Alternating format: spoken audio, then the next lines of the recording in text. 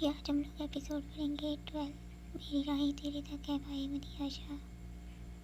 अन्नी, आप पापा के साथ काम करती हो। रू, जो घर में आते ही इबादत के पास जगह पर अबराई जमा हुई थी, अभी बच्चों की तरह उसको सवाल पूछते तंग कर रही थी। इबादत ने खामोश रहने का कहते दुआ के लिए हाथ उठाए थे कि सारी औरतें एक साथ नीचे बैठी हुई थी। सबसे पीछे मरने की औरतों में बैठी थी कि रू खुद एक वहीं उसके पास बैठी। अभी इबादत ने आंखें बंद की थी कि रू घुटनों के बल थोड़ा सा आगे होते इबादत के बिल्कुल सामने बैठी और उसके घुटने को हाथों से हिलाते बोली,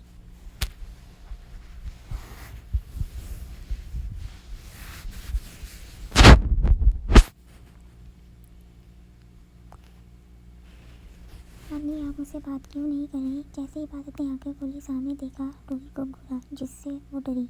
इबादत उसको डरता देख जल्दी से आंखों को नॉर्मल करते उसको बाजू से पकड़ते अपनी तरफ पीठ उसकी करते सीधे कर गई और थोड़ा सा आगे को होते रूह के करीब हुई और उसके छोटे से हाथों को दुआ के लिए खोला। यूँ कि अब रूह बिल्कुल इबादत के साथ लगी इस तरह से उसकी गोद में बैठी थी और रूह के हाथ इबादत के हाथों में दुआ के लिए एक साथ उठाए हुए थे। रूही इबादत के हाथों को अपने हाथों के साथ देख बच्चों की तरह खुश होते अपना चेहरा ऊपर उठाते इबादत की बंद आंखें देख वापस से अपना चेहरा आगे करते उसकी तरह आंखें बंद कर रही। राबिया, जो सबके लिए प्लेटें किचन से ला रही थी, इबादत को रूह के साथ ऐसे बैठे देख हैरान हुई, जबकि खुश भी हुई थी और जल्दी से उन्हें किचन में गई थी। दुनिया की दुआ ख़त्म हुई थी और सब औरतें उठना शुरू हुई थी। इबादत एक नज़र सबको देख जल्दी से रूह को पीछे करते उठी थी। रूही भी तेज़ी से उठी थी। इबादत औरतों के दरमियान से होते ऊपर की तरफ गई तो इबादत को देखते देख रूह भी पीछे ही भागी। इबादत जानती थी कि रूह एक बच्ची है, वो किसी के भी सामने उसको आनी बोल सकती है और अगर उसके सवालों के जवाब ना मिले तो वो ऐसे ही उसको तंग करेगी।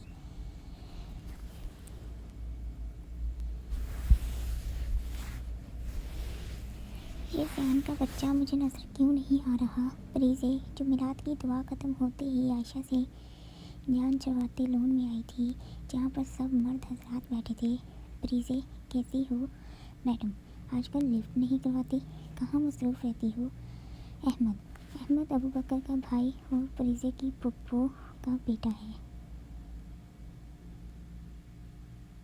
परीज़े का कदन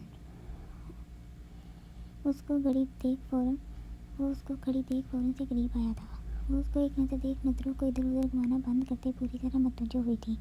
तभी ज़ैन घर में दाखिल होता हुआ था और उसकी निगाहें सबसे पहले परीज़े पर पड़ी थी। ना चाहते हुए भी ज़ैन का गुस्से से लाल चेहरा हुआ था। वो बिना देखे उनकी तरफ बढ़ा था। मैं तो कहीं मसरूफ़ नहीं होती, तुम बताओ कितनी को फारग कर चुके हो। फरीदा ने बात होशियारी से अहमद की तरफ मोड़ी थी। वो उसके अंदाज को देख हल्के से मुस्कुराया था। पता है फरीदा, बाकी कदनों के मुकाबले मुझे तुमसे बात करना बहुत अच्छा लगता है। तुम बिना देखे डरे आराम से कुछ भी बोल देती हो। अहमद ने सच बोलते उसको खुश करना चाहा। वो ऐसा ही था फरीज़े। अभी फरीज़े जवाब में कुछ कहती कि ऊंची आवाज़ में अपना नाम सुन डरते पड़ी थी। ध्यान पुकारते एकदम दोनों के करीब आया था। फरीज़ा उसको देख चौंकी थी कि इसकी हिम्मत कैसे हुई उसको ऐसे पुकारने की। ध्यान यार, आराम से कहीं वो कहीं मेलों दूर नहीं खड़ी थी, यहीं मेरे पास ही खड़ी है, आराम से पुकार लो, ऐसे कानों के पर्दे क्यों फाड़ रहे हो। अहमद ने नॉर्मल से लेजा अपनाते और से ज़ैन के लाल पड़ते चेहरे को देख गया तो ज़ैन एक नज़र अहमद को देख बिना आसपास देखे फरीज़े का हाथ मजबूती से पकड़ते घर पर दाखिल हुआ तो फरीज़े मुँह खोले हैरान से उसके साथ कहती चली गई, ये क्या बदतमीज़ी है। वो अहमद को हैरानगी से देखते देख घर में दाखिल होते ही ज़ैन से अपना हाथ छुड़वाते उससे 4 कदम लेते दूर हुई थी। ये भाई, तुम अहमद से क्या गुफ्तगू कर रही थी। ज़ैन खुद की गुफ्तगू दबाते दबी आवाज़ में चीखा तो फरीदा ने उसका अंदाज और चेहरा हैरानगी से देखा था। तुम कौन होते हो मुझसे ऐसे पूछने वाले। आज तक मेरे भाई या पापा ने मुझसे सवाल नहीं किया तो बेहतर है तुम भी अपनी ज़बान को लगाम डालो। फरीज़े बोलते 2 कदम लेते आगे हुई थी और हाँ, तभी वो वापस लौटी थी। मैं ऊपर तुम्हारा इंतज़ार कर रही हूँ आयशा के रूम में, मुझे आज के आज ही तुम्हारे इरादे जानने हैं, तो बेहतर है शराफत से ऊपर चले आना, क्यों ना कि थोड़ी देर बाद हम सब चले जाएंगे। फरीज़ा उंगली उठाते ज़ैन को बोलते वहाँ से मेन हॉल में दाखिल हुई तो वो गुस्से से उसको जाते देख मुठ्ठियाँ भींच गया। बताऊँगा फरीज़ा मैडम, तुम्हें अच्छे से सब कुछ सोच चुका था, इसलिए दिल फरेब मुस्कुराहट चेहरे पर पल में आई थी और सोते हुए बाहर गया था। अब बताओ रूह मैडम, क्या पूछ रही थी तुम नीचे? इबादत रूही को लेते टेरेस पर आई थी, क्योंकि वो जानती थी सब नीचे भी खाने में मसरूफ़ हो जाएंगे तो किसी को उसका ख्याल नहीं रहेगा। अन्नी मैं पूछ रही थी कि क्या आप पापा के साथ काम करती हो? रूह प्यार से इबादत के चेहरे को अपने छोटे से हाथों में पकड़े मासूम सा चेहरा बनाते पूछने लगी।